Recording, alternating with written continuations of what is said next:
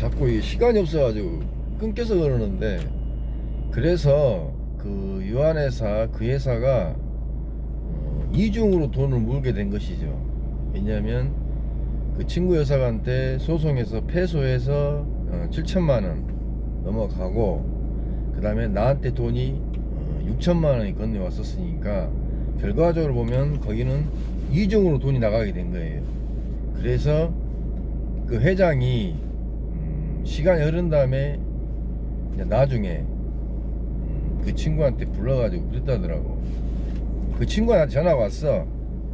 회장님 찾아가서, 김 회장 찾아가서 니가 가면 언제 준다고 얘기하고 하면 고소를 안 할 텐데, 그 친구도 시달리고 있다 하더라고. 근데 내가 뭐 그 찾아가고 그 얘기할 필요 뭐 있냐고. 그런데 그 친구 녀석이 나중에는 결국은 그 유한회사를 20억에 매입을 해요.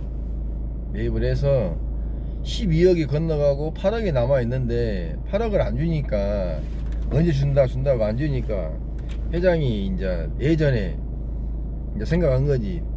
니하고 장프라고 합세해가지고 내 돈 이렇게 가져갔는데, 응? 너도 공범 아니냐? 그러니까 걔는 난리 날 거 아니야. 뭔 공범이냐고. 응? 예전에 김 회장 지분 뺏으려고 실은 우리가 작전을 짜기도 했었지. 나와가지고 한 배 탈 때는 이제 시간이 흐르고 난 다음에는 서로들 각자의 이익 챙기려고 자기 이주로 가다 보니까 이제 희한한 일들이 벌어진 거예요. 그래서 김 회장이 그 친구한테 그럼 증명을 해라. 니네 둘이 짜고 안 했다는 거를 증명을 한번 해봐라. 그래가지고 그 친구 녀석이 그 회사를 주식을 다 가져가고 20억에 8억이 남아있는 상태에서 명의 변경을 다 해갔어. 그럼 대표회사가 그 친구 녀석이 된 거야. 그 친구 녀석 권한으로 고소를 하게 된 거예요. 유한회사는 채무나 우발 채무 등 채권 채무가 양도양수가 되니까 승계가 되잖아, 그대로. 그래서 대표자 자격으로 나를 고소를 한 거예요. 일반인 사람은 내가 그 친구 돈을 떼어먹었네, 사기쳤네, 그래서 내가 처벌받은 게 아니고, 그 친구는 돈 씹었잖아. 피해본 게 없어.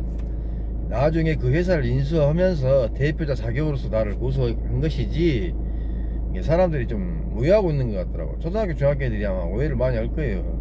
나는 걔한테 돈 피해 준 적도 없고, 내가 도와줬으면 엄청 도와줬지 피해 준 것이 없어. 그렇게 해서 제가 그러한 일들이 벌어졌는데, 여기에서 잠깐 내가 이제 법을 설명해 드릴게요. 우리나라에는 아까 얘기한 대로 나는 채권 양도 양수를 안 했지만, 모든 채권 양도 양수 계약서, 그 계약서를 근거로 해서 우체국 가서 내용 통지를 한단 말이에요. 그러면 그 녀석이 거기 유한회사에다가 대표한테 보낸다고. 내가 장병호한테 채권 양도 양수 계약서 작성 및 이렇게 받았기 때문에 그 채권을 장병호한테 주지 말고 나한테 주라는 거를 내용 통보를 한단 말이에요. 근데 그거에 보면 내 필적 하나도 없어. 본인이 다 썼어. 다 쓰고 본인이 직접 우체국 가서 내용 통지를 했는데, 그때 당시에 내가 사문서 위조로 이 친구를 위조 행사 그거를 먼저 고소를 했더라면 내가 이렇게까지는 당하지 않았을 것인데, 그 당시에 친구를 고소한다는 자체가 남자로서 치욕이잖아요. 그 돈 얼마 된다고. 아무리 돈을 떠나서 아는 사람을 고소한다는 게 쉽지가 않아. 그렇지 않습니까? 후한무치한 놈들이나 그 고소고 그러지, 고발 고소하지, 우리 같은 사람들은 잘 안 한다고. 그때 당시 그렇게 했었으면 내가 뭐 그러한 일도 벌어지지 않았을 뿐더러 제가 그 안에 있는 동안 좀 후회를 많이 했었는데, 그리고 우리나라 민사적으로는, 형사적으로는 어떤 일이 되냐면, 그게 묵시적이라는 게 있어요. 그 민사적에 보면은 용어 중에 묵시적 허락, 승낙 이런 게 있는데, 내가 법무사 사무실 간 것만으로 해서 법에서는 묵시적으로 너는 이 행위를 하려고 온 것이다 라고 판단을 한 거예요. 그래서 더군다나 그 법무사까지 와서 채권 양도 양수 계약서 작성하고 이렇게 도장 안에서 찍어라고 도장 파라고 한 것까지 해서 했기 때문에 그렇게 진술을 하는 바람에 제가 이제 그게 민사법정에서 위증이 된 거예요. 그래서 그것은 대부분 판례에 나와 있어요. 본인이 아니어도 제3자가 직접 써가지고 내용 통지를 해도 그거는 법적으로 묵시적 승낙이 되는 거예요. 그게 사문서나 위변조 그게 성립이 잘 안 됩니다.